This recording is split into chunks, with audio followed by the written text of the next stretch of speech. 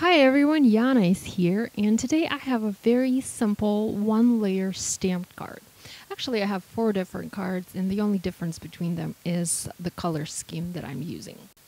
So I'm starting out with some white card bases, and I made these out of some regular white cardstock. Now I made sure that my cardstock is smooth.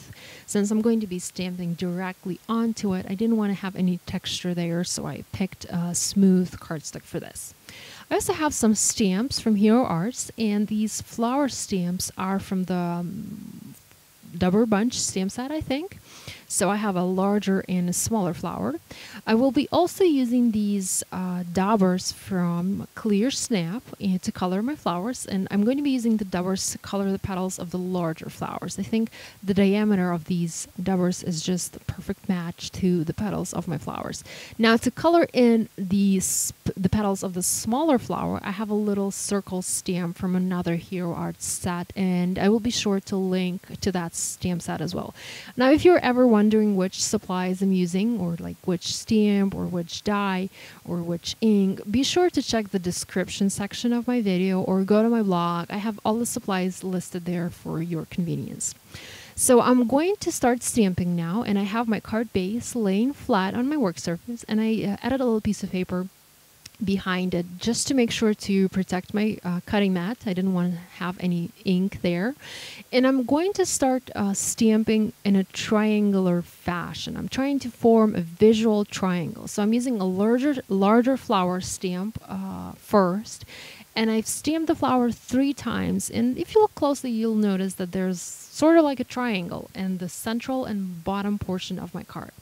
Now I'm adding the smaller flower, and I'm simply filling in the white unstamped areas. So there's no technique for stamping the smaller flowers. I'm simply filling in the blanks there.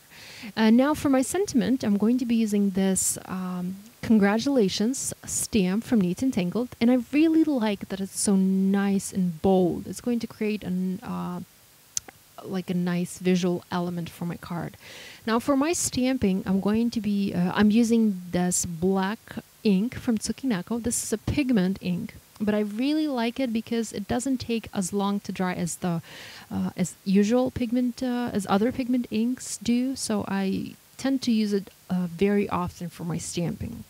Now here I have different options of coloring, and I've tested several inks that I have, and all of these are pigment inks from Clear Snap. These are Colorbox pigment inks. So I'm going to start using this plum pigment ink from Clear Snap, and I'm going to start coloring my petals. So I have a little dauber here, once again from Clear Snap, and I'm simply pressing the dauber, or actually more like tapping the dauber onto the stamp pad, picking up some color, and then I'm pressing that dauber onto the petal, onto the stamped petal.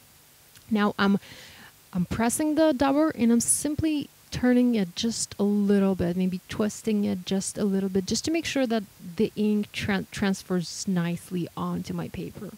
So I'm just simply coloring the petals one by one, and like I said before, I think that the diameter of this dauber is just perfect to color the petals of this large flower. And you know, sometimes the color goes outside the line, and it's okay. I mean, it makes my card look a little bit more, I guess, artistic, or maybe a little bit messy. I like the end result, so it's okay if the color moves outside the line.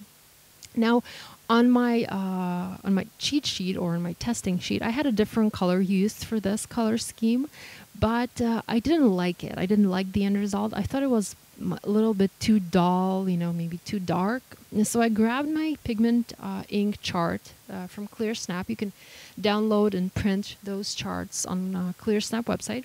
And I looked through the other colors of inks that I had, and I thought that this pink color is going to work a lot better when combined with the plum color that I use for my larger flower.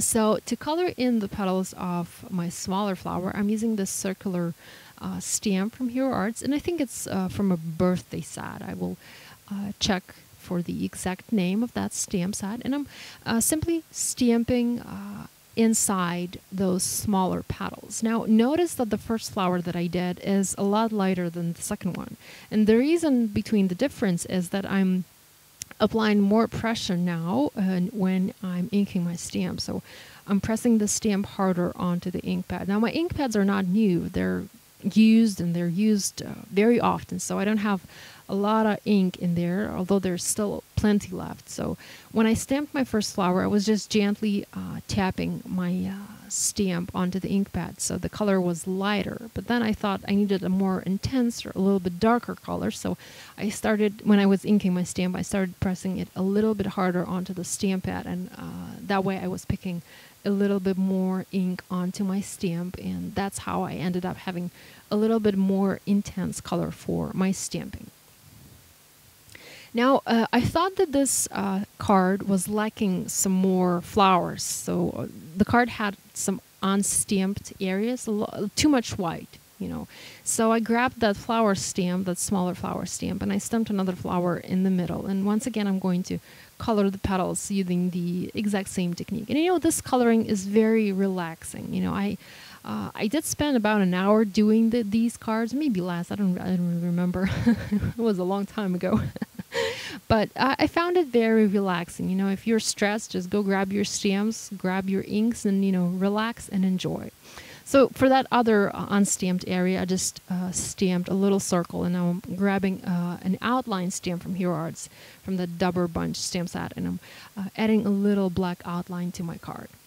Now, all of my 4 cards are ready now, and look at that nice result. I mean, I use different colors of inks, and I now have 4 different cards that I can either give in a set, or like give as a set, or use individually to give to my friends. Now, to make my cards a little bit more interesting and maybe a little bit more feminine, I guess, I decided to use some pearls. So I'm simply placing larger and smaller pearls inside the larger and smaller flower centers on my card. And I think it added a nice, really nice detail to my card. You know, it looked really pretty. So this is all for today. My cards are all nice and done, and I really hope that you enjoy. You know, give this technique a try, test your stamps, test your inks, maybe use a different coloring method or something. You know, try to create some 1-layer cards. Well, this is it. So thank you for watching, and if you like this video, please click like, maybe drop me a comment, and share this video with your friends. Thank you.